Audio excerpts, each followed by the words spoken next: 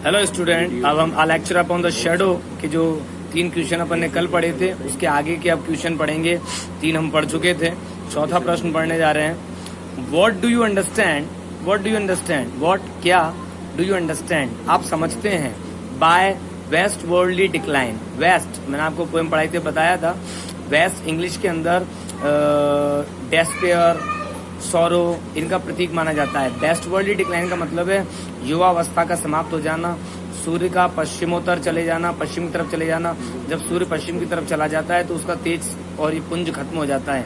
उसी प्रकार जब प्रेम वेस्ट वर्ल्डली डिक्लाइन का मतलब प्रेम का अस्त हो जाने से है, अर्थात प्रेम के अंदर गर्मजोशी ना रहने से है।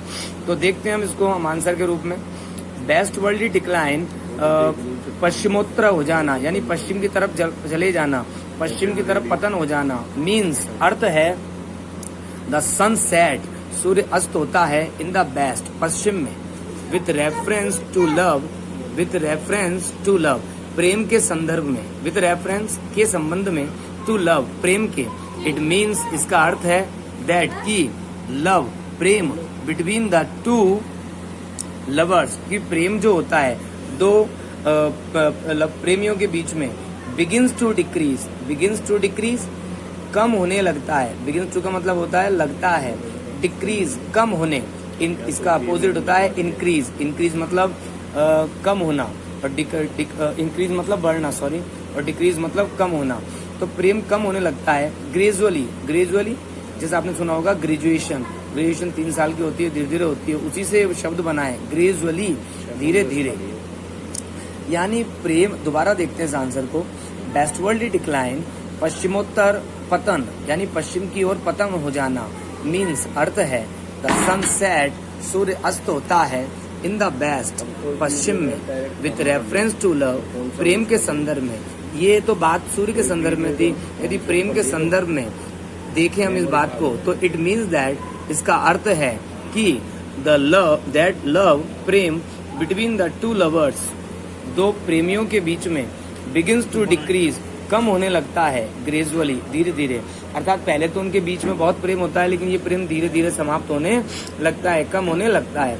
By and large, by and large का मतलब होता है कुल मिलाकर। इफ यदि, इट हैपन्स ऐसा होता है, यदि ऐसा होता है, दैट मीन्स तो इसका अर्थ है दैट की देयर लव, कि उनका प्रेम, इज नॉट ट्रू सत्य नहीं है, सच्चा नहीं है।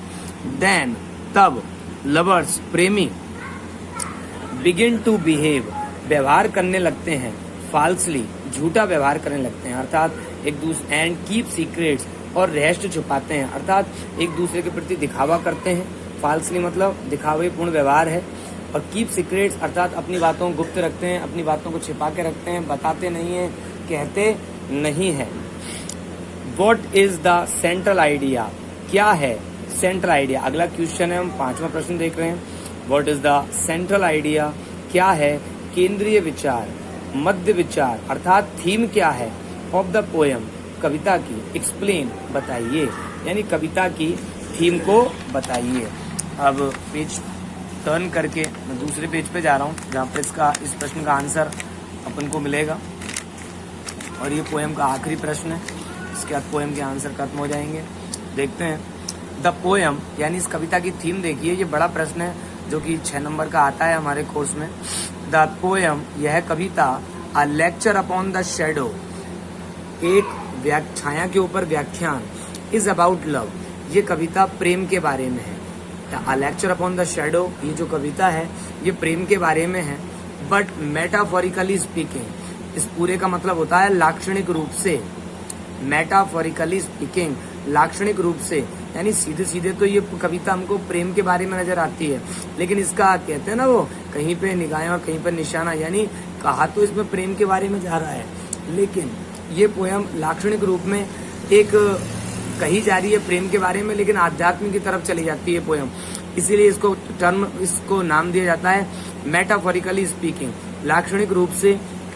इट इज ए पोयम, यह एक कविता है, अबाउट विजन, सोच के बारे में, दृश्य के बारे में, अर्थात दृष्टिकोण के बारे में।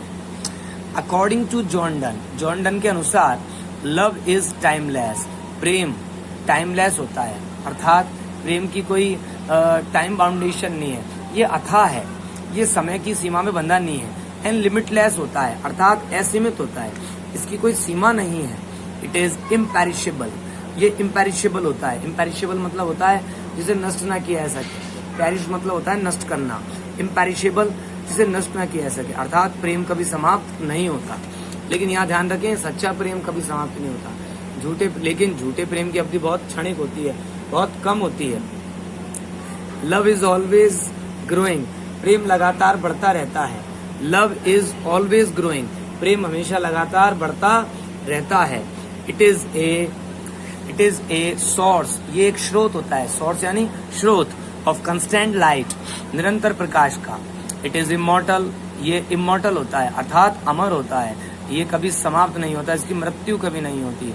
जिस प्रकार भगवान श्री कृष्ण के द्वारा किया गया प्रेम अमर है, उसी प्रकार चूंकि वो सच्चा प्रेम है इसलिए वो अमर है, तो इसी प्रकार सच्चा प्रेम अमर होता है। In the beginning of love, प्रेम के प्रारंभ में, यहाँ पर प्रेम की कुछ अवस्थाओं को जॉन डन ने अपने तरीके से समझाने की कोशिश की है कि in the beginning of love, प्रेम के प्रारंभ में, द लवर, प्रेमी, एंड द बिलवेड, और प्रेमिका, कम क्लोजर, एक दूसरे के निकट आते हैं, कम क्लोजर, निकट आते हैं टू ईच अदर, अर्थात प्रेम की प्रथम अवस्था में ये होता है कि सभी व्यक्ति जो प्रेमी प्रेमिका होते हैं एक दूसरे के निकट आते हैं। बट लेकिन with the passing of time, लेकिन समय गुजरने के साथ साथ, with the passing of time, समय गुजरने के साथ साथ, देयर लव, उनका प्रेम, बिकम, हो जाता है, जॉयलेस, आनंद विहीन हो जाता है, एंड सेल्फिश, और स्वार्थी हो जाता है, स्वार्थपूर्ण हो जाता है, अर्थात उनके प्रेम में एक आनंद की अनुभूति समाप्त हो जाती है, और प्रेम में जो सच्चापन था, जो निस्वार्थ भावना थी, वो समाप्त हो जाती है। दे कैन नॉट, ध्यान दें कैन नॉट कैसे लिखा जाता है। कैन नॉट को दो अलग अलग वर्ड्स में जो लिखते हैं वो गलत है, कैन नॉट एक साथ लिखा जाता है, अगर इसको कोई अलग अलग करके लिखता है तो इट्स अ ब्लंडर, ये बहुत बड़ी गलती होगी। They can not be able to keep, can not be able to, नहीं रख पाते हैं, टू कीप, बनाए नहीं रख पाते हैं, द प्यूरिटी, शुद्धता को, ऑफ लव, प्रेम की, इस प्रकार वो प्रेम की शुद्धता को बनाए नहीं रख पाते हैं। देयर ऑनेस्टी, उनकी ईमानदारी, एंड लॉयल्टी, और वफादारी, अर्थात जो प्रेमी प्रेमिका की एक दूसरे के प्रति जो ईमानदारी होती है और जो वफादारी होती है निष्ठावान होने की, गेट वीकेंड, कमजोर पड़ जाती है, यानी उनके प्रेम की जो डोर है वो कमजोर पड़ जाती है। फाइनली, अंततः, दे मूव अपार्ट, वो बिछड़ जाते हैं, वो अलग हो जाते हैं, अर्थात उनके प्रेम का जो बंधन है वो समाप्त हो जाता है। इट इज नॉट, लेकिन यह नहीं होता है, द नेचर, स्वभाव, प्रकृति ऑफ ट्रू लव, सच्चे प्रेम, यानी सच्चे प्रेम का में ऐसा नहीं होता है। इस प्रकार आपने देखा इस पोएम के अंदर, इस पोएम के यानी जो जॉन डन की पोएम थी अ लेक्चर अपॉन द शैडो, इसके 5 क्वेश्चन थे और पांचों ही क्वेश्चन हमने इस तरीके से पढ़े हैं, देखे हैं। तो इसको आप लोग पढ़ें। हमारी सिलेबस के अंदर जो 10 पोएम है, इनमें से पहली पोएम हम इसका टेक्स्ट पढ़ चुके हैं, दूसरी पोएम का ही पढ़ चुके हैं, तीसरी पोएम की स्टोरी जो पैराफ्रेज था मैं आपको सुना चुका हूँ, उस पर अपन चलेंगे। लेकिन उसके पहले ऑन टाइम के क्वेश्चन आंसर हम 4 तारीख को देखेंगे, यानी कल देखेंगे। आज के लिए इतना ही, आगे हम कल पढ़ेंगे। Okay, thanks for the day, have a nice night and colourful dreams.